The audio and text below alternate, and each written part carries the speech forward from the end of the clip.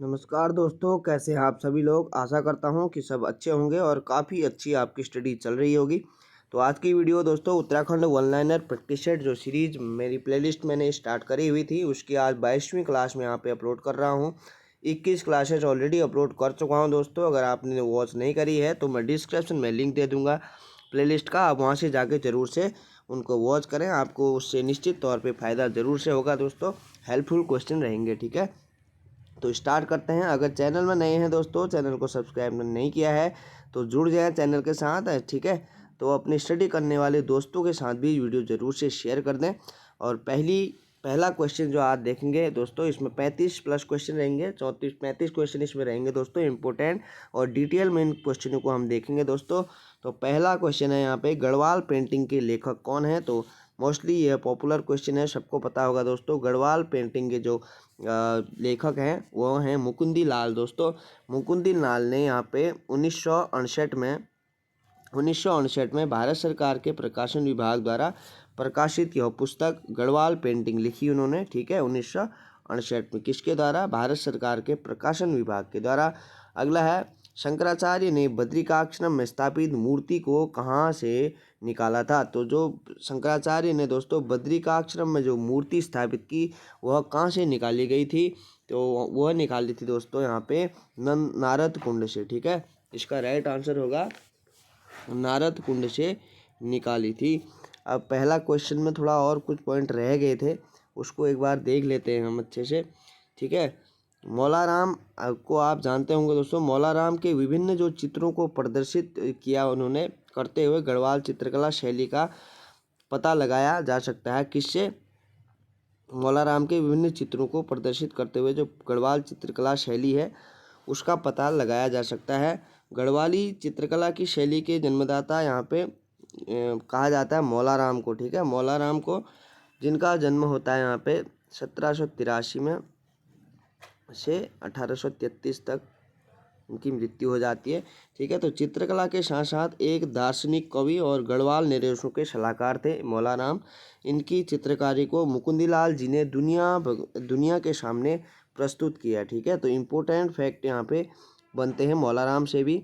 अगला है, शंकराचार्य ने बद्रिकाश्रम में स्थापित मूर्ति को कहाँ से निकाला था। ये हमने देखा था अभी, तो नारद कुंड से यह निकाला था, ठीक है। नारद कुंड से। नारद कुंड कहाँ स्थित है, तो चमोली जिले में यह स्थित है, चमोली जनपद में। इसे तप्त कुंड के नाम से भी जाना जाता है, नारद कुंड को, ठीक है। धार्मिक मान्यताओं के अनुसार देवर्षि नारद जो थे दोस्तों, इसी कुंड में 6000 सालों तक कठोर तपस्या की थी उन्होंने, इसलिए यहाँ पे इसको नारद कुंड को तप्त कुंड के नाम से भी जाना जाता है। और नारद मुनि ने यहाँ पे तपस्या की थी तो नारद कुंड के नाम से भी इसको जाना जाता है। और भगवान विष्णु जी ने भी यहाँ क्या की थी दोस्तों, लंबे समय तक निवास किया था इस नारद कुंड में, ठीक है। इसलिए इसे क्षीर सागर के नाम से भी जाना जाता है। अब इसके 3 नाम यहाँ पे देख सकते हैं, नारद कुंड पूछे, तप्त कुंड पूछे या फिर क्षीर सागर पूछे, तो ये सारे क्या हैं, ये तीनों नारद कुंड के नाम हैं। अगला है, यहाँ पे गौरी कुंड दिया गया है ऑप्शन में, गौरी कुंड भी है इसका सही, तो यहाँ पे ऑप्शन नंबर ए है दोस्तों, गौरी कुंड। इसे पार्वती कुंड के नाम से भी जाना जाता है। कहाँ स्थित है, रुद्रप्रयाग में स्थित है दोस्तों, रुद्रप्रयाग में।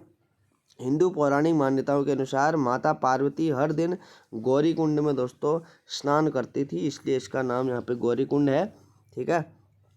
हेमकुंड पूछा जाता है, तो हेमकुंड कहाँ पे है, हेमकुंड, यह हेमकुंड चमोली में स्थित है दोस्तों, हेमकुंड। इसको हेमकुंड साहिब के नाम से भी जाना जाता है, ठीक है। यह एक सिखों का तीर्थ स्थल है दोस्तों, सिखों का तीर्थ स्थल। यह 10वें सिख गुरु जो थे गुरु गोविंद सिंह, ठीक है, उनको समर्पित है। यह स्थल सिखों के पवित्र स्थल में से एक स्थल है दोस्तों। सिखों के जो पवित्र स्थल हैं उनमें से एक स्थल यहाँ पे हेमकुंड को मानते हैं वह, ठीक है। यहाँ हर साल गर्मियों में दुनिया भर में हजारों श्रद्धालु यहाँ आते हैं दोस्तों, ठीक है। अब यह प्रसिद्ध क्यों है एक बार देख लेते हैं। पवित्र ग्रंथ साहिब है दोस्तों, पवित्र ग्रंथ साहिब है सिखों का, ठीक है। उसमें दर्ज है कि सिखों के 10वें गुरु गोविंद सिंह ने अपने पिछले जन्मों में से एक जन्म में इस झील के शांत तट पर ध्यान किया था, इसलिए इसकी यहाँ पे मान्यता ज़्यादा है सिखों में, ठीक है। अगला क्वेश्चन देखेंगे, काफल पाको गीत एवं नंदिनी गीत, ठीक है। काफल पाको एवं नंदिनी गीत के रचनाकार अगर पूछा जाता है तो इसका राइट आंसर होगा यहाँ पे चंद्र कुमार बरतवाल जी को, ठीक है, चंद्र कुमार बरतवाल। यह क्या है दोस्तों, यह एक हिंदी कवि हैं, ठीक है, चंद्र कुमार बरतवाल, रुद्रप्रयाग से बिलोंग करते हैं, ठीक है, रुद्रप्रयाग जनपद। अगला है गढ़वाल नाम कब अस्तित्व में आया, तो गढ़वाल नाम कब अस्तित्व में आया पूछ रहा है दोस्तों, तो इसका राइट आंसर होगा जो केदारखंड, जो गढ़वाल के लिए प्रयुक्त नाम था दोस्तों, ठीक है, क्षेत्र की केदारखंड क्षेत्र की पहाड़ियों में जो गढ़ों के अधिक्य होने के कारण गढ़वाल नाम पड़ा इसका सन 1500 ईस्वी में, लगभग 1500 ईस्वी में, ठीक है, लगभग 1500 ईस्वी में। 15वीं शताब्दी थी जो, उसमें अजयपाल जो राजा था दोस्तों पंवार वंश का, उसने यहाँ पे चाँदपुर गढ़ की स्थापना की थी और सिंहासन रखा था वहाँ पे चाँदपुर गढ़ में, और कई गढ़ों को मिलाकर उन्होंने चाँदपुर गढ़ यानी गढ़वाल शब्द प्रयुक्त किया। तो यहाँ पे इसका राइट आंसर होगा 1500 ईस्वी होगा दोस्तों। यहाँ पे मेरे को नहीं लग रहा है कि इसका कोई, यहाँ 1504 हो सकता है, ठीक है, लेकिन लगभग 15वीं शताब्दी में गढ़वाल शब्द अस्तित्व में आया था। अगला है उत्तराखंड का प्रथम जिला जो पूर्ण रूप से खुले में शौच मुक्त बन गया है, तो वह कौन सा जिला है जो संपूर्ण रूप से खुले में शौच मुक्त बन गया, तो इसका राइट आंसर होगा यहाँ पे नैनीताल, ठीक है, नैनीताल इसका राइट आंसर होगा। अगला है उत्तराखंड में नवरत्न किस राजा के दरबार में रहते थे दोस्तों, कई बारी मैंने हर वीडियो में ये क्वेश्चन आ ही जाता है, तो फतेह शाह के दरबार में नवरत्न रहते थे दोस्तों, फतेह शाह के दरबार में।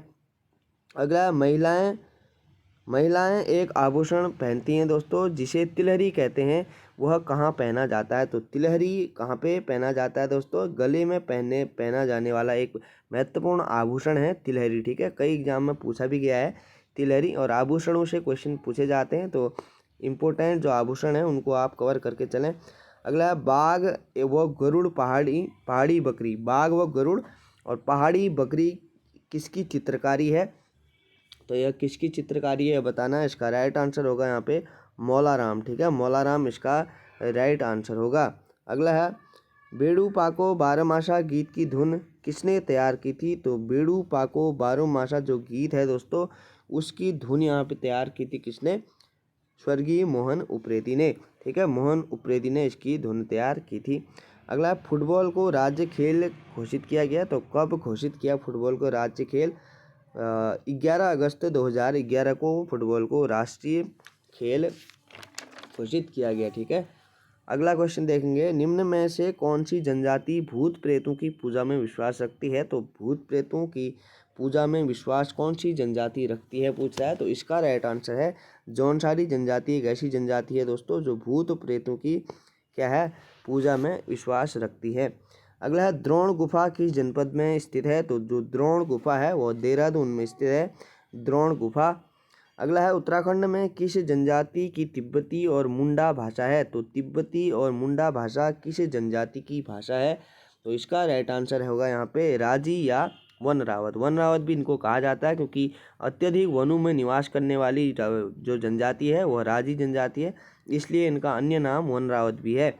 अगला है महासू देवता जिन्हें महाशिव के रूप में किस जनजाति के देवता हैं, महासू देवता, ठीक है, जिनको महाशिव की उपाधि है यहाँ पे महासू देवता, तो यह किस जनजाति के देवता हैं, महासू देवता यहाँ पे जौनसारी जनजाति के एक देवता हैं दोस्तों, महासू देवता प्रमुख देवता, ठीक है, जौनसारी जनजाति के प्रमुख देवता महासू देवता को कहा जाता है। अगला है शयाणा नामक सस्ता की जनजाति में पाई जाती है, जो शयाणा नामक जो सस्ता है, ठीक है, शयाणा ग्राम शयाणा जैसे कहा जाता है, तो यह किस जनजाति में पाई जाती है, तो इसका राइट आंसर होगा यहाँ पे जौनसारी जनजाति में यह पाई जाती है, ठीक है। अगला है कौन सी जनजाति भवन निर्माण और चित्रकला में उत्कृष्ट मानी जाती है, तो भवन निर्माण और चित्रकला में उत्कृष्ट माने जाने वाली जनजाति यहाँ पे कौन सी है, इसका राइट आंसर होगा यहाँ पे थारू जनजाति, इसका राइट आंसर होगा दोस्तों थारू जनजाति। अगला है परिमार्जन नेगी किस खेल के प्रतिभावान खिलाड़ी हैं, तो परिमार्जन नेगी यहाँ पे किस खेल के प्रतिभावान खिलाड़ी हैं दोस्तों, इसका राइट आंसर है शतरंज के खिलाड़ी हैं परिमार्जन नेगी, ठीक है। वर्ष 2005 में ग्रैंड मास्टर का खिताब जीतने वाले सबसे कम उम्र के भारतीय खिलाड़ी हैं परिमार्जन नेगी, ठीक है। यह विश्व भर में शतरंज के गुरु के रूप में भी जाने जाते हैं और फरवरी 9 फेब लिख देता हूँ मैं, 9 फरवरी 1993 में 1993 में जन्म होता है इनका उत्तराखंड में, ठीक है। बचपन में ही यहाँ क्या हुआ, परिवार इनका शिफ्ट हो गया कहाँ, दिल्ली। और ठीक है, तो बचपन से ही दिल्ली में फिर पले बड़े, ठीक है। तो परिमार्जन नेगी ने अंतर्राष्ट्रीय स्तर पर अंडर 10 श्रेणी में एशियाई यूथ शतरंज चैंपियनशिप वर्ष 2002 में और कॉमनवेल्थ चैंपियनशिप वर्ष 2003 में दोनों में स्वर्ण पदक हासिल करने वाले सबसे कम उम्र के खिलाड़ी हैं यहाँ पे परिमार्जन नेगी, ठीक है। और 2004 में कॉमन चैंपियनशिप में अंडर 14 श्रेणी में रजत पदक विजेता भी हैं। 2003 और 2004 में इन्होंने कांस्य पदक जीता। तो काफ़ी यूथ खिलाड़ी हैं परिमार्जन नेगी, ठीक है। शतरंज के गुरु के रूप में इनको जाना जाता है। अगला है मधुमिता बिष्ट किस खेल की प्रख्यात खिलाड़ी हैं। तो जो मधुमिता बिष्ट हैं यह किस खेल की प्रख्यात खिलाड़ी हैं दोस्तों, तो मधुमिता बिष्ट यहाँ पे बैडमिंटन की एक प्रसिद्ध प्रख्यात खिलाड़ी हैं, किसकी, बैडमिंटन की, ठीक है। बैडमिंटन की प्रख्यात खिलाड़ी हैं मधुमिता बिष्ट। और उत्तराखंड की बैडमिंटन क्वीन के नाम से भी इनको जाना जाता है। जन्म इनका दोस्तों बंगाल में होता है लेकिन निवासी देहरादून की है यहाँ, ठीक है। अगला क्वेश्चन देखेंगे, निम्न में से कौन पाकिस्तान के पहले प्रधानमंत्री लियाकत अली खान की पत्नी थी।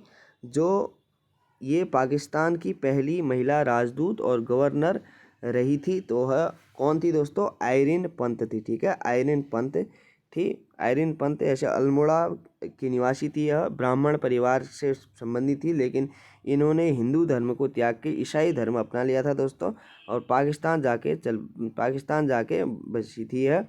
तो अगला है, निम्न में से किसने गढ़वाल में शराब के नाम पर चल रही टिंचरी का विरोध किया। तो किसने यहाँ पे किया था, इसका राइट आंसर होगा यहाँ पे इच्छा माई गिरी उर्फ टिंचरी माई, ठीक है। तो इन्होंने गढ़वाल में शराब के नाम पर चल रही टिंचरी का विरोध किया था।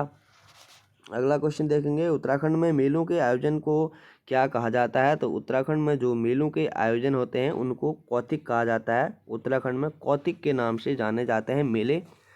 अगला क्वेश्चन देखेंगे, शैलेश मटियानी ने किस क्षेत्र में ख्याति अर्जित की थी। तो सबको ही पता है दोस्तों, साहित्य के क्षेत्र में, और अल्मोड़ा के बाड़ेछिना के निवासी हैं शैलेश मटियानी। इनसे कई क्वेश्चन एग्जाम में पूछे जाते हैं, ठीक है।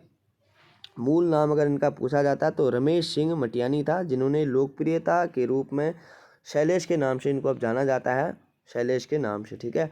14 अक्टूबर 1931 को इनका क्या होता है, जन्म होता है दोस्तों। और अप्रैल 2001 में इनकी क्या हो जाती है, मृत्यु हो जाती है। और इनकी रचनाएं पूछी जाती है एग्जाम में, जैसे बोरीवली से बोरीबंदर महत्वपूर्ण रचना पूछी जाती है, मुठभेड़, ठीक है, कबूतर खाना, छोटे छोटे पक्षी, जैसे महाभोज एक इनका महत्वपूर्ण उपन्यास है जो एग्जाम में पूछा जाता है।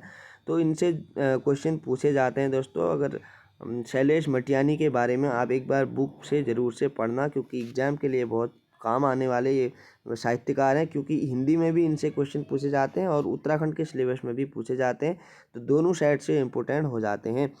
अगला है, हिमांशु काला किस खेल के खिलाड़ी हैं। तो हिमांशु काला यहाँ पे किस खेल के खिलाड़ी हैं, और टेबल टेनिस के खिलाड़ी हैं।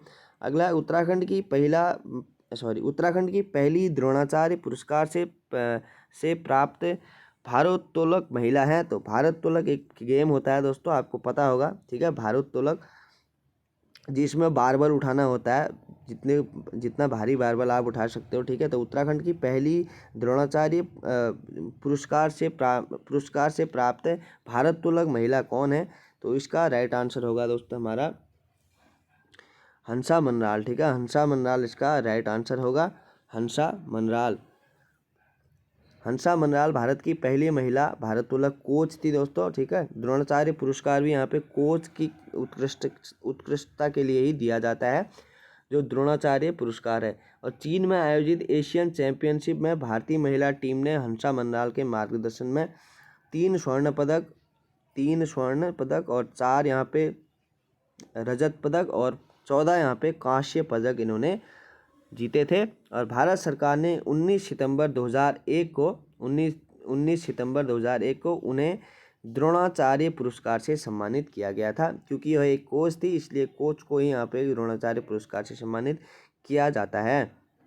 अगला क्वेश्चन देखेंगे, उत्तराखंड अंतर्राष्ट्रीय स्तर पर किस एथलेटिक्स खिलाड़ी ने 2 बार स्वर्ण पदक जीता है? तो यह कौन से खिलाड़ी हैं जिन्होंने 2 बार स्वर्ण पदक जीता है? तो सुरेश चंद्र पांडे क्या हैं दोस्तों, यहाँ पे अंतर्राष्ट्रीय स्तर पर एक एथलीट खिलाड़ी हैं जिन्होंने 2 बार स्वर्ण पदक जीता है, सुरेश चंद्र पांडे। ठीक है, अगला है, तारा रावत किस खेल की प्रसिद्ध खिलाड़ी हैं? तो जो तारा रावत हैं यह यहाँ पे क्रिकेट की प्रसिद्ध खिलाड़ी हैं दोस्तों, तारा रावत। अगला है, बछेंद्री पाल किस जिले की निवासी हैं दोस्तों? तो बछेंद्री पाल उत्तरकाशी जिले की निवासी हैं, जो एक भारतीय पर्वतारोही हैं और 1984 में माउंट एवरेस्ट की चोटी पर पहुंचने वाली पहली भारतीय महिला हैं। ठीक है, 1984 में इन्होंने माउंट एवरेस्ट को फतेह किया। और माउंट एवरेस्ट कहाँ स्थित है दोस्तों? नेपाल में यह स्थित है। ठीक है, नेपाल में स्थित है। और अगर इसकी ऊंचाई पूछी जाती है तो 8,849 मीटर क्या है दोस्तों, माउंट एवरेस्ट की हाइट है। अगला है, देवभूमि द्रोणाचार्य पुरस्कार किसे दिया जाता है? तो देवभूमि जो द्रोणाचार्य पुरस्कार है वह कोचों को दिया जाता है दोस्तों। ठीक है, कोचों से यह संबंधित है। जैसे कि अभी हमने बताया, द्रोणाचार्य पुरस्कार कोचों को दिया जाता है। गेम में जो खेल में जो कोच होते हैं उनकी उत्कृष्टता के लिए दिया जाता है। तो देवभूमि द्रोणाचार्य जो पुरस्कार है इसकी शुरुआत अभी जस्ट रिसेंटली हुई है, ज़्यादा टाइम नहीं हुआ है दोस्तों, 2023 में। ठीक है, 2023 में इसकी शुरुआत होती है। किसने करी? हमारे मुख्यमंत्री हैं जो पुष्कर सिंह धामी जी। ठीक है, पुष्कर सिंह धामी जी ने 24 मार्च